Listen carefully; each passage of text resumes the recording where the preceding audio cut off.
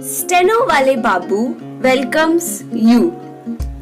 Shorthand dictations in male and female voice from all sources like magazines, speeches, and editorials at various speeds up to 120 WPM for various departments like SSC, DSSB, CRPF, Delhi Police, etc.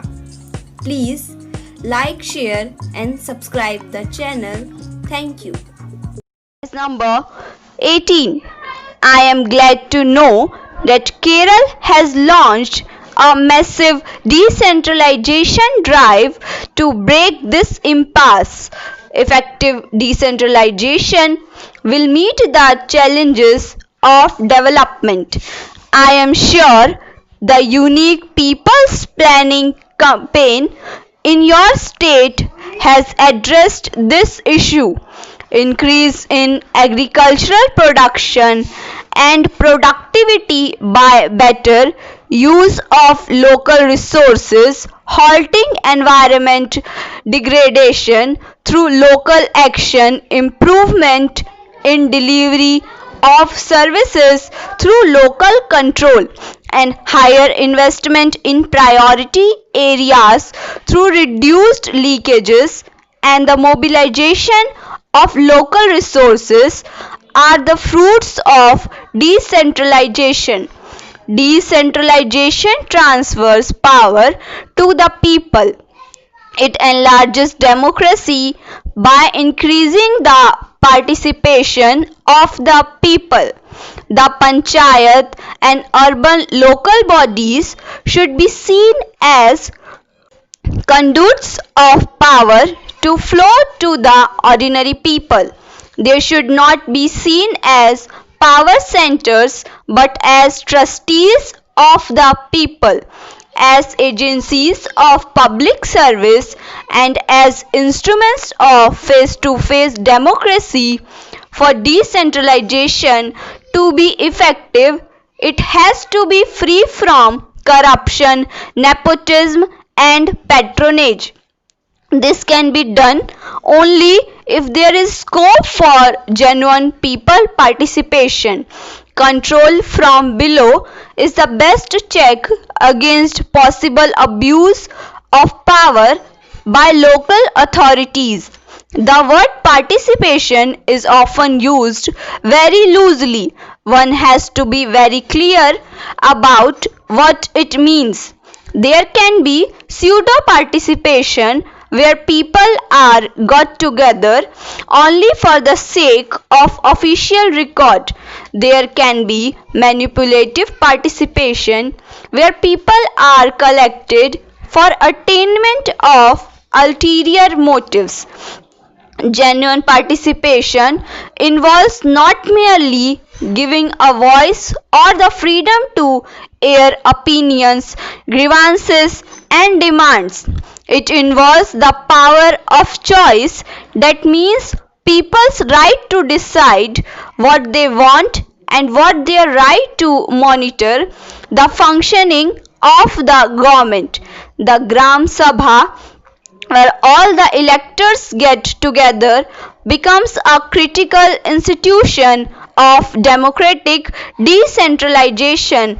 However, there is a danger of the Gram Sabha degenerating into a body of approves or an idle groups of persons. Organizing women is one of the best ways of avoiding this danger. Hence, I see Kerala as a furthering of the decentralization process and as a tool for empowerment of the poor. Dear friends, the whole nation is watching this program with interest. I assure my personal support and the support of the government in New Delhi to the success of this project and its possible use elsewhere. In matters relating to the nation's development, there should be no politics.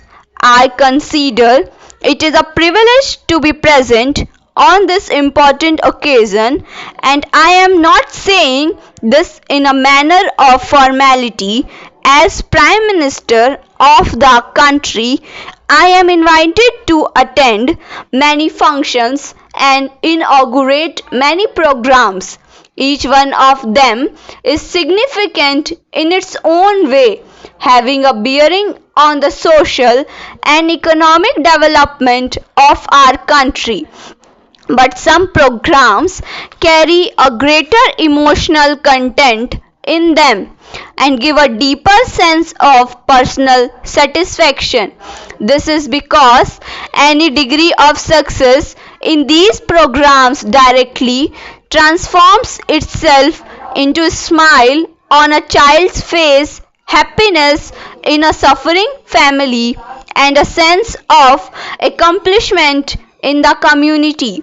Today's program is one of them, as I inaugurate the National Pilot Project for Early Intervention to prepare the mentally challenged persons to integrate with family and community. My heart is filled with a gratifying belief. It is a belief that here is a good deed where the government can indeed show that it has the ability to make a difference in the lives of the most neglected and marginalized section of our society.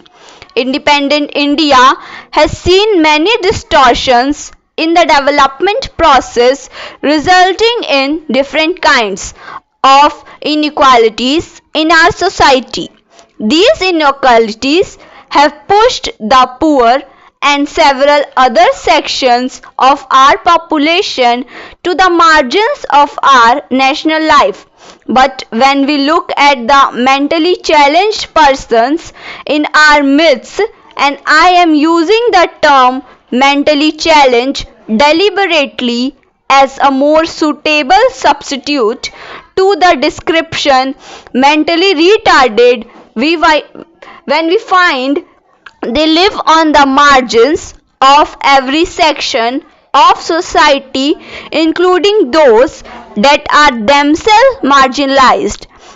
Barring happy exceptions, mentally challenged persons live a life of exclusion as much in a rich community as in a poor community. With exclusion comes apathy and indifference and even callousness. This deepens the distress of those suffering from developmental disabilities. Here, I would like to draw attention to an important difference between the treatment a mentally challenged person receives within their family and the community.